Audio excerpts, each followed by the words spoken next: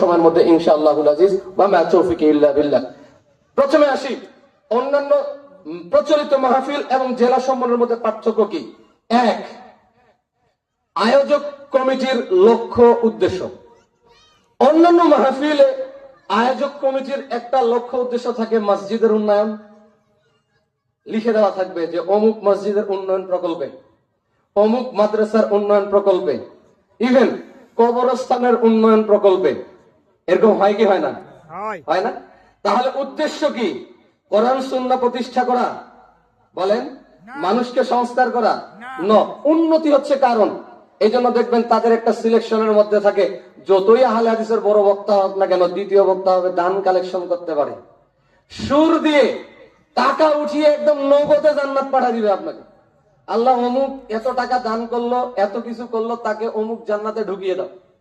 মানে এমন ভাবে সুর দিয়ে আপনার মন মাতিয়ে দিবে। পরের জন ভাবছে, হাই রে, আমি 10,000 টাকা দিই, তাহলে আমার নামে এরকম করে বলবো, ইখলাস শেষ, ইখলাস শেষ। বক্তাও এসেছে, আমি টাকা কালেকশন করে দেবো, আমার টাকা দিবে, আমি চলে যাব। আর ওই শ্রোতা ভাবছে, আমার একটু কিছু টাকা দিয়ে দিলে তাহলে আমার নামটা ধরে সুন্দর করে সুন্দর সুন্দর কবিতা এবং ছন্দ দিয়ে আমার কথা বলবে, এটাও আমাকে বড্ড ভালো লাগবে। তার দান 1 টাকাও তার উপকার নিয়ে আসতে পারবে না।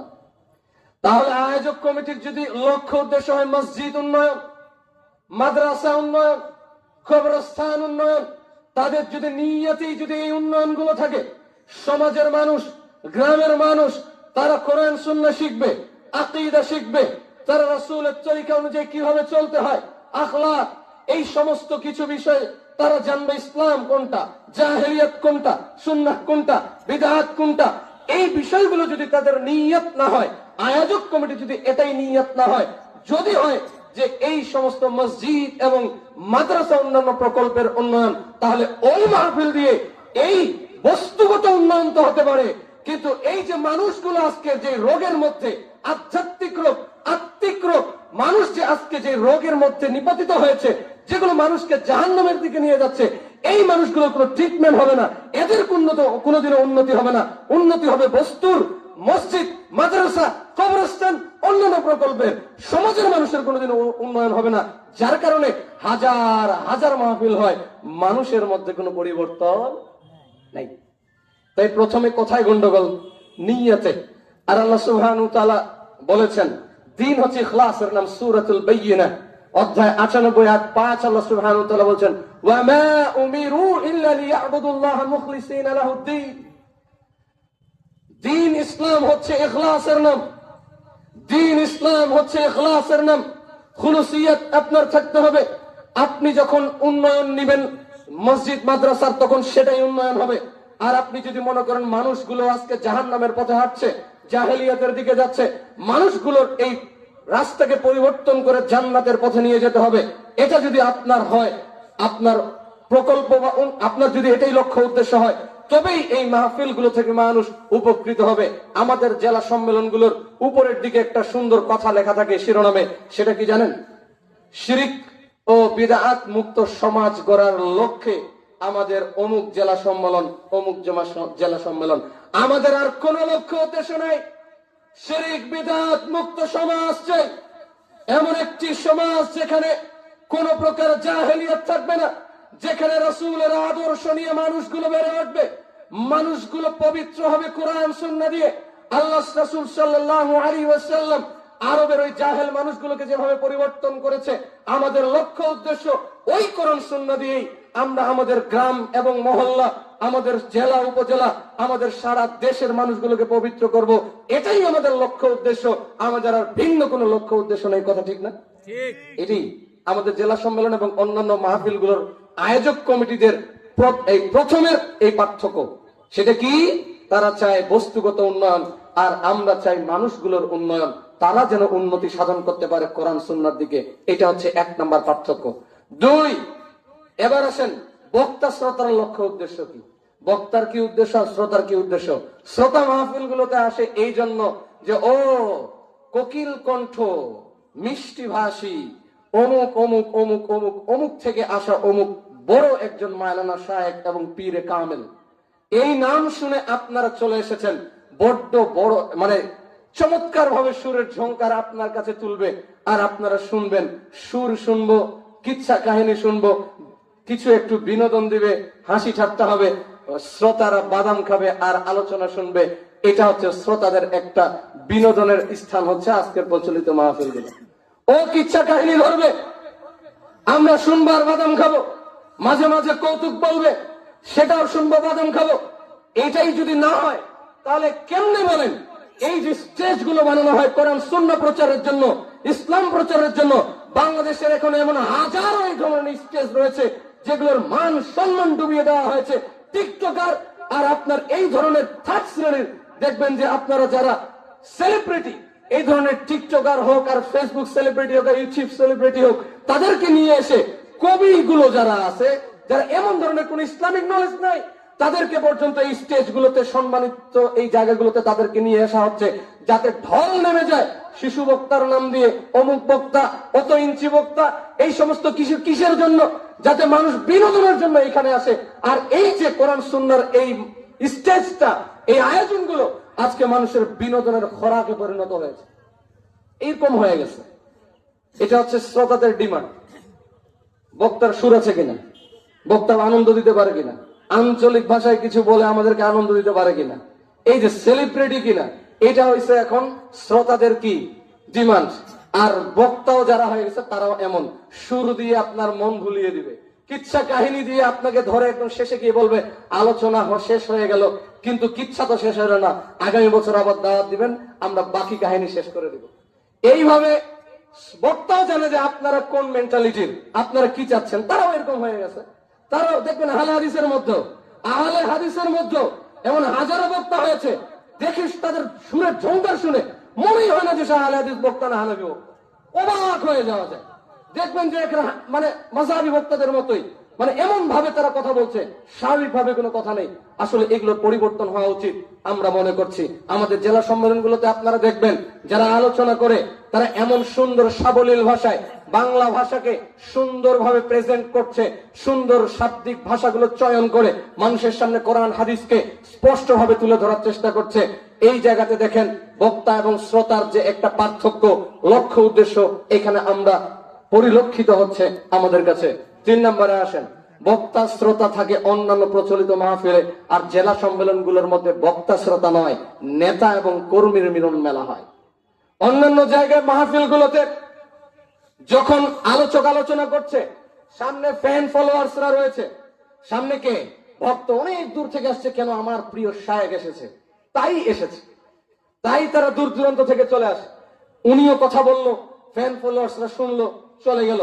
তারা চলে যাওয়ার পরে তার সুদের বিজনেসে আবার চলে গেছে, তার যে হারাম বিজনেস সেখানে আবার চলে গেছে, তার যেটা খারাপ আখলাক গুলো সেটা আবার করছে। বক্তা তার বক্তব্য দিয়ে চলে যাবে, কোনোদিনও শ্রোতার খোঁজ খবর নিবে না। বক্তা বক্তব্য দিবে, টাকা নিয়ে চলে যাবে, কোনোদিনও শ্রোতার খোঁজ খবর নিবে না। কিন্তু আপনার এইখানে যারা বক্তব্য দিবে এরা সবাই নেতা, আপনাদের নেতা। ওই নেতারা আপনাদের এখানে যেমন কোরআন সুন্নাহ বলে চলে যাবে, এরপরে আবার আপনাদের কাছে খোঁজ খবর নেওয়া হবে আপনি আপনার জায়গা থেকে কোরআন সুন্নাহ প্রচারের জন্য কতটুকু কাজ করছেন, আপনার জেলা রিপোর্ট কি, আপনার ইহতিসাব কি। এইভাবে দেখেন কানেক্টেড সব সময়, এই যে আমাদের কমিউনিকেশন এটা চলতে থাকে। তাহলে অন্যান্য মাহফিলে হয় বক্তা এবং তার ভক্তদের একটা মিলন মেলা, কিন্তু এই জেলা সম্মেলনগুলো একটু ব্যতিক্রম, সেটা হচ্ছে নেতা এবং কর্মীদের মেলন মেলা। এই জায়গাতে নেতা আসে কর্মীদেরকে উজ্জীবিত করবে, তারা যেন উজ্জীবিত হয়ে যায় এবং বাসায় ফিরে গিয়ে আগামীর মিটিং এ তারা যেন স্বতঃস্ফূর্ত হবে অংশগ্রহণ করে সুন্দর পরিকল্পনা নেয়, আগামীতে আমরা আমাদের গ্রামে আমাদের মহল্লায় কিভাবে দাওয়াতি কাজ প্রচার করব, এটা সুন্দরভাবে তারা পরিকল্পনা নেয়। তারা এই উদ্যম নিয়ে তারা কাজ করতে থাকে। জেলা সম্মেলনগুলো তাদের কর্মীদেরকে এইভাবে উজ্জীবিত করা হয়। তাহলে অন্যান্য মাহফিল এবং এটার মধ্যে এটাও একটা পার্থক্য। এবং সময় সংক্ষিপ্ত হওয়ার কারণে আমি সর্বশেষ একটা বিষয় বলে আলোচনা শেষ করে দিচ্ছি ইনশাআল্লাহ।